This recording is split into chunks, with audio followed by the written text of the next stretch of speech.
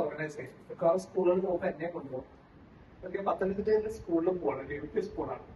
അപ്പൊ അവിടുത്തെ ഹെഡ് മിസ്റ്ററോട് സംസാരിച്ചു, എല്ലാം സെറ്റ് ചെയ്തിട്ട് ഉച്ചയ്ക്ക് ശേഷം 2 മണിക്ക് ക്ലാസ് തുടങ്ങാൻ തീരുമാനിച്ചിട്ടുണ്ട്.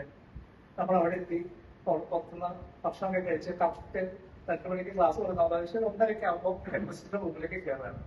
എനിക്ക് ആ ടീച്ചറെ പരിചയമില്ല, ലഘുവിന് പരിചയമില്ല. ടീച്ചറിന്റെ മുകളിലേക്ക് കയറുമ്പോൾ ലഘു പറഞ്ഞു, ഹെഡ് മിസ്റ്ററോട് പറഞ്ഞു, ഹലോ ടീച്ചർ, ഇത് നമ്മുടെ ശാസ്ത്രജ്ഞനാണ്, സയന്റിസ്റ്റ് ആണ്, ഡോക്ടർ സജി, അദ്ദേഹമാണ് എന്റെ ക്ലാസ് എടുക്കാൻ പോകുന്നത്. അപ്പൊ ടീച്ചറിന്റെ എഴുതിക്കൊണ്ടിരിക്കുന്നത് ടീച്ചർ തലനിർത്തി എന്റെ നേരം നോക്കി എന്നിട്ട് ചോദിച്ചു, ശാസ്ത്രജ്ഞരൊക്കെ ഇപ്പോഴും ഉണ്ടോ? അപ്പൊ ടീച്ചർ വിചാരിച്ച ശാസ്ത്രജ്ഞരൊക്കെ പാടായി, പുസ്തകത്തിൽ ടെക്സ്റ്റ്ബുക്കിലായി ഇതാണ് ടീച്ചറെ വിചാരിച്ചിട്ടുണ്ടാവും. അപ്പൊ ശാസ്ത്രജ്ഞരെ കുറിച്ചൊന്നും ധാരണ അതാണ്. അവരെല്ലാവരും കണ്ടുപിടിക്കാവുന്ന കാര്യങ്ങളൊക്കെ കണ്ടുപിടിച്ച് കഴിഞ്ഞു. ഇപ്പൊ പ്രത്യേകിച്ച് കണ്ടുപിടിക്കാവുന്നില്ല, എല്ലാ കാര്യങ്ങളും കണ്ടുപിടിച്ച് കഴിഞ്ഞു. ഇപ്പൊ അവരുടെ പുസ്തകത്തിലായി ഇപ്പൊ പഠിക്കാനുള്ള കാര്യം മാത്രമേ ഉള്ളൂ. അത് കഴിയുന്ന സമയത്താണ് നമ്മൾ മാത്രം കണ്ടുപിടിക്കുന്ന ശാസ്ത്രത്തെ കുറിച്ച് സംസാരിക്കുക. ഈ കഥ ഞാൻ പറയാൻ പോകുന്ന അദ്ദേഹത്തിന്റെ ജീവിതത്തെ കുറിച്ചാണ്, അദ്ദേഹത്തിന്റെ പ്രവർത്തനത്തെ കുറിച്ചിട്ടാണ്. അത് അദ്ദേഹത്തിന്റെ ജീവിതത്തെ ആദർശവൽക്കരിക്കാൻ, ഒരു ഗംഭീര ജീവിതമാണെന്ന് പറയാനല്ല ഞാൻ ശ്രമിക്കുന്നത്. മറിച്ച് ആ ജീവിതത്തിൽ നിന്ന്, അദ്ദേഹത്തിന്റെ പ്രവർത്തനങ്ങളിൽ നിന്ന് നമുക്ക് എന്ത് വായിച്ചെടുക്കാൻ പറ്റും?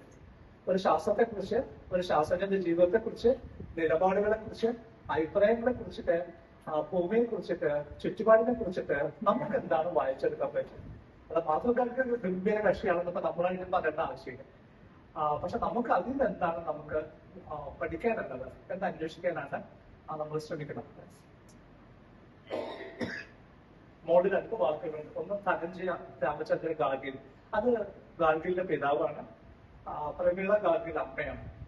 ആദ്യമായിട്ട് ഗാർഗിൽ എന്നൊരു പേര് ഇന്ത്യൻ ശാസ്ത്ര ലോകത്ത് അറിയപ്പെടുന്നത് മഹാത്മാ ഗാർഗിൽ കാരണമല്ല, മറിച്ച് അദ്ദേഹത്തിന്റെ പിതാവ് കാരണമാണ്, ധനഞ്ജയ രാമചന്ദ്ര ഗാർഗിൽ. അദ്ദേഹം ഫോർമുലേറ്റ് ചെയ്ത ഒരു ഫോർമുലയുണ്ട്, ഒരു സൂത്രവാക്യമുണ്ട്, ഗാർഗിൽ ഫോർമുല എന്നാണ് അത് അറിയപ്പെട്ടത്. ഗാർഗിൽ ഫോർമുല എന്ന് പറയുന്നത് കേന്ദ്ര സർക്കാർ അവിടെ ഉണ്ട്, സംസ്ഥാന സർക്കാർ ഉണ്ട്, അങ്ങനെ പല സംസ്ഥാനങ്ങളുണ്ട്. കേന്ദ്ര സർക്കാർ ഓരോ സംസ്ഥാനത്തിനും പൈസ കൊടുക്കുന്ന സമയത്ത് എത്ര കൊടുക്കണം എന്ന് തീരുമാനിക്കാൻ ഉപയോഗിക്കുന്ന ഫോർമുലയാണ്. എല്ലാ സംസ്ഥാനങ്ങൾക്കും ഒരേപോലെ എല്ലാ പൈസ കൊടുക്കേണ്ടി വരിക. ജനസംഖ്യക്ക് വ്യത്യാസമുണ്ട്, അവർ കളക്ട് ടാക്സിന് വ്യത്യാസമുണ്ട്, അവിടുത്തെ വികസനത്തിന്റെ തോതിന് വ്യത്യാസമുണ്ട്. ചില പ്രശ്നബാധിതമായിട്ടുള്ള സംസ്ഥാനങ്ങളുണ്ടാവും. അന്നത്തെ കാലത്ത് ആസാം പോലെ, ജമ്മു കാശ്മീർ പോലെയൊക്കെ പ്രശ്നമുള്ള സംസ്ഥാനങ്ങളുണ്ട്. എല്ലാവർക്കും ഒരേപോലെ പൈസ കൊടുത്താൽ പോലെ ടൂറിസ്റ്റിന് വ്യത്യാസമുണ്ട്. അപ്പൊ ഏതൊക്കെ ഫാക്ടേഴ്സിനെ അടിസ്ഥാനപ്പെടുത്തിയിട്ടാണ് ഒരു സംസ്ഥാനത്തിന് കൊടുക്കേണ്ട പൈസ തീരുമാനിക്കുക എന്നുള്ളത് തീരുമാനിക്കുന്നത് ഗാർഗിൽ ഫോർമുലയെ അടിസ്ഥാനപ്പെടുത്തിയായിരുന്നു. ആ ഗാർഗിൽ ഫോർമുല തയ്യാറാക്കിയത് ഗാർഗിലിന്റെ പിതാവാണ്, ധനഞ്ജയ് ഗാർഗിലാണ്. താഴെ ഗാർഗിലിന്റെ വൈഫ് സുലോചന ആണ് അടുത്തത്.